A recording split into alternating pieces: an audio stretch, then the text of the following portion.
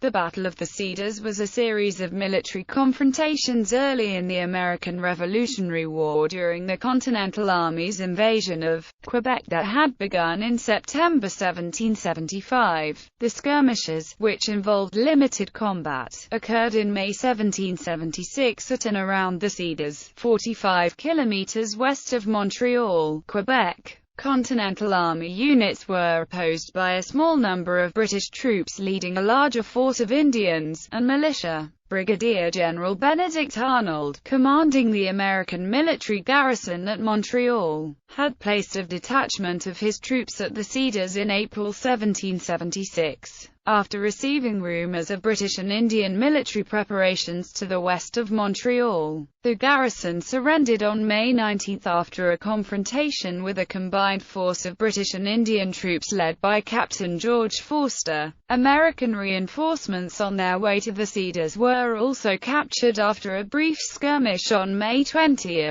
All of the captives were eventually released after negotiations between Forster and Arnold, who was bringing a sizable force into the area. The terms of the agreement required the Americans to release an equal number of British prisoners. However, the deal was repudiated by Congress, and no British prisoners were freed. Colonel Timothy Bedell and Lieutenant Isaac Butterfield, leaders of the American force at the Cedars, were court-martialed and cashiered from the Continental Army for their roles in the affair. After distinguishing himself as a volunteer, Bedell was given a new commission in 1777. News of the affair included greatly inflated reports of casualties, and often included graphic but false accounts of atrocities committed by the Iroquois that made up the majority of the British forces. Background: the Cedars is located on the north shore of the St. Lawrence River, about 45 kilometers from the center of modern Montreal, to the southwest of the western tip of the island of Montreal, from which it is separated by the Ottawa River. The nearby rapids in the St. Lawrence required portage, making the Cedars a strategic landing point for anyone navigating the river to or from Montreal. Crossing of the Ottawa River was made between Fort Anne and Quinzachenis, now Vaudreuil, Montreal in September 1775. Early in the American Revolutionary War, a Continental Army under the direction first of Major General Philip Schuyler, and later of Brigadier General Richard Montgomery, invaded the British province of Quebec. The city of Montreal was taken without a fight on November 13, following the siege of Fort St. John. Montgomery left a garrison of troops under the command of Major General David Wooster in control of Montreal before leading the rest of the army to Quebec City. The occupation of Montreal was poorly managed, and relations between the Americans and the population, including those supportive of the Americans, deteriorated for a variety of reasons. One important factor that contributed to the poor relations was the American interdiction of trade with the Indian populations on the upper St. Lawrence and the Great Lakes, since the trade goods might be used to support British garrisons in those areas. The fur trade was economically important to the city, and its absence affected both supporters and opponents of the American cause. Following the American losses at the Battle of Quebec at the end of 1775, Wooster eventually led reinforcements to Quebec. He arrived early in April 1776, and the military administration of Montreal passed temporarily to Colonel Moses Hazen before going to Brigadier General Benedict Arnold, who had been in command at Quebec. The American forces occupying the city numbered about 500, with additional forces at posts outside the city. Wooster had reported to General Schuyler as early as March 5 of rumored scheming between British troops and Indians to the west of the city. In response to these alarming reports, as well as the unauthorized departures of two fur traders and Claude Lorimier, a British Indian agent from Montreal, Hazen had sent 400 troops commanded by Colonel Timothy Bedell of Bedell's regiment to occupy a strategic position at the Cedars in early April. Lieutenant Isaac Butterfield led an advance force that arrived at the Cedars on April 26 and began construction of a wooden stockade fort. fortifying it with 2 4-pound cannons. Bedell and the rest of the detachment arrived on May 6. British call to arms. The Indian agent Lorimer travelled west to Oswegatchie, where a company of the 8th Regiment of Foot under the command of George Forster had occupied Fort de la Présentation. Lorimer proposed recruiting a force of Indians to launch an attack on Continental forces at Montreal from the west. When Forster agreed, Lorimer went to St. Regis, where he recruited 100 Mohawk men from Aquisaun. Word of these activities led the American rebels to fortify the Cedars. At Fort Niagara in early May, Loyalist Captain John Butler held a conference with several hundred tribesmen, primarily from the Six Nations of the Iroquois, in which his goal was to break pledges of neutrality some of them had made in 1775. Butler, an experienced Indian agent, supplied the natives with liquor and tales of combat. He convinced more than 50 Seneca, Cayuga, and Onondaga warriors to join the British cause, as well as some warriors from further west. Historians are uncertain whether any of these recruits participated in the action at the Cedars, but it appears unlikely. Stanley is of the opinion that Indian participation was limited to those recruited by Lorimer, who went as far as Gananoque to recruit. Langtot and Smith do not identify any specific tribes participating in the action. James Stanley Goddard, one of the fur traders who left with Lorimer, traveled further west in an ultimately unsuccessful effort to raise an Indian force to oppose the Americans occupying Quebec. He reached Fort Michilimackinac in June, where the British commander, Captain Andy Peister, sent him recruiting among the Menominee and Winnebago tribes near Green Bay. Peister also sent out Joseph Ainsor, a local Indian interpreter, to recruit from tribes closer to the fort. None of the Indians recruited by these men reached Montreal until well after the Americans had left the city. Prelude. Once forces began assembling at Oswegatchie, Lorimer made arrangements with a sympathetic priest near the Cedars for the provisioning of supplies for the troops. With the assistance of some men of the 8th Foot, he strategically hid several shallow draft boats, known as bateaux, near a point where the St. Lawrence River could be crossed. Forster left Oswegatchie on May 12 with about 40 regular troops, 10 British and French-speaking Canadians militia, and 160 Iroquois. On May 14, they picked up 44 more Iroquois at St. Francis, and camped at the western end of St. Francis Lake on May 16. On May 17, Forster received scouting reports about the troop strength at the Cedars. The Indians were concerned about the number of troops, but news that the Americans were in retreat from the city of Quebec emboldened them to act. On May 15, Colonel Bedell left the Cedars, leaving Lieutenant Butterfield in charge of the fort. Bedell later claimed that the reason for his departure was to meet with the friendly Caughnawaga Indians. In his court-martial, the judges concluded this claim was suspect. He returned to Montreal and reported that a force of 150 British troops of the 8th Foot and about 500 Iroquois commanded by Captain Forster was approaching. On this news, Colonel John Patterson sent Major Henry Sherburne with 140 men from his regiment toward the Cedars. General Arnold, who was meeting with the retreating Continental Army command at Sorel at the time, returned to Montreal when the news reached him and set about organizing a larger relief force. Battle.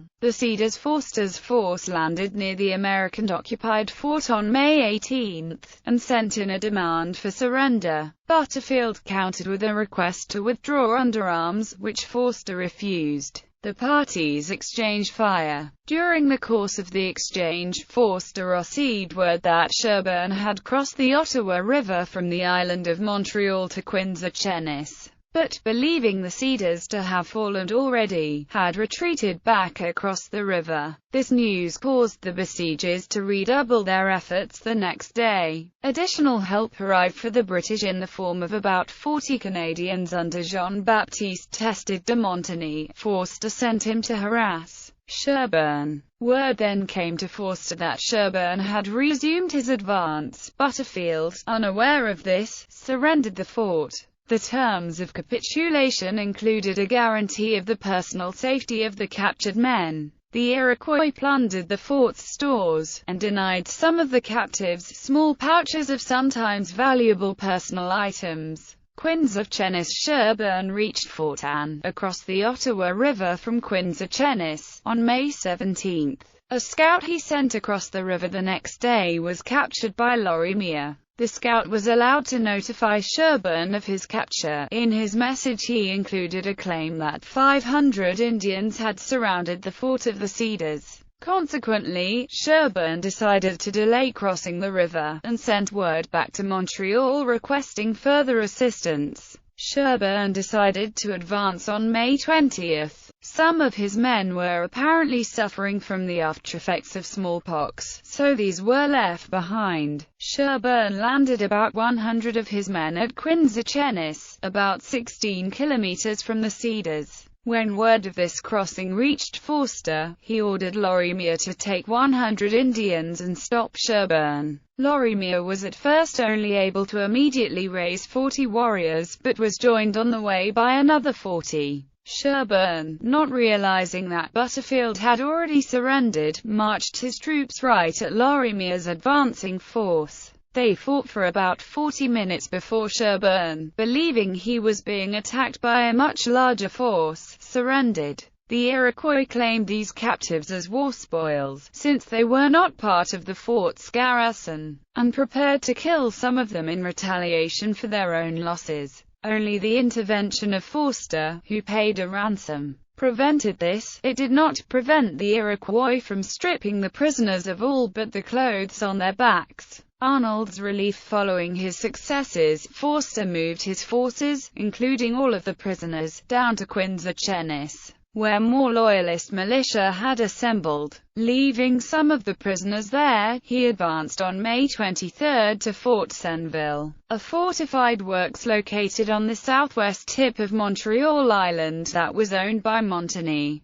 In the meantime, General Arnold gathered most of the few remaining forces in Montreal, and sent requests to the outposts around the city for additional troops. By May 24, he was entrenched at Lachine, south of the city, and his force had reached 450 men. Forster began to advance on Lachine, but decided to retreat back to Quinzachenis when his scouts notified him of Arnold's position. He also received intelligence from Montreal that Arnold's force was going to be massively reinforced. The reported number of reinforcements was 1,500 to 2,000 men, more than Arnold had available in the area. Once his scouts reported Forster's retreat, Arnold gave chase. He reached Fort Senville on May 26, just as Forster's men were landing on the far shore at Quinzachenis. Arnold decided to send a group of Caughnawagas, who were friendly to the Americans, with a demand that Forster release his prisoners and a threat that he would destroy area Indian villages if any of the prisoners were harmed. Forster countered that he would permit his Indians to kill the prisoners if Arnold attacked. Arnold attempted to cross the Ottawa River with a number of his men in bateau, but Forster used the 4-pounders captured at the Cedars to drive them back. Arnold called a war council so the Americans could consider their options. He wanted to mount a surprise attack the next morning. Hazen, who had acquired significant experience fighting Indians in the French and Indian War, argued against the idea. The disagreement between the two men was severe enough that it nearly provoked Arnold to file charges of insubordination against Hazen. The council decided not to act, voting Arnold's proposed attack down. Early in the morning of May 27, a boat crossed the river carrying Major Sherburne and Forster's deputy, Lieutenant Park. Forster, whose forces were somewhat reduced as some of the Indians had returned to their homes, had negotiated a prisoner exchange with Sherburne and Butterfield. After further negotiations, both Arnold and Forster agreed to terms. The American prisoners were returned to Arnold at Fort Anne on May 30, after being delayed for 2 days by high winds on the river. Aftermath: the Americans never held up their side of the prisoner exchange, formally repudiating the agreement over the protester George Washington. The Congress accused Forster of mistreating American prisoners by turning them over to the Indians. In a breach of etiquette, the letter containing the repudiation was delivered to Lieutenant General John Burgoyne, instead of the British Commander-in-Chief and Governor of the province, Guy Carleton. The congressional action may have been tainted by overly lurid accounts of the action. Charles Carroll, part of a congressional delegation that was in Montreal at the time, reported that 100 or more American troops were barbarously murdered by savages. Arnold's report of the incident included otherwise unsubstantiated allegations that 2 prisoners were killed by Forster's Indians. Some histories of the action include accounts of significant atrocities committed by the Indians, but little supporting evidence has been found. The congressional repudiation complicated an attempted prisoner exchange in 1781 involving Burgoyne and Henry Laurens, a congressman from South Carolina whom the British were holding in the Tower of London. Laurens was eventually freed in exchange for a promise to help negotiate Lord Cornwallis's release. Arnold initially blamed Bedell for the defeat. He removed both Bedell and Butterfield from command and sent him to Sorel for court-martial. Due to the Army's retreat, the 2 men were not tried until August 1, 1776 at Fort Ticonderoga. Both were convicted and cashiered from the Army. The site of some of the skirmishes was designated a National Historic Site of Canada in 1928.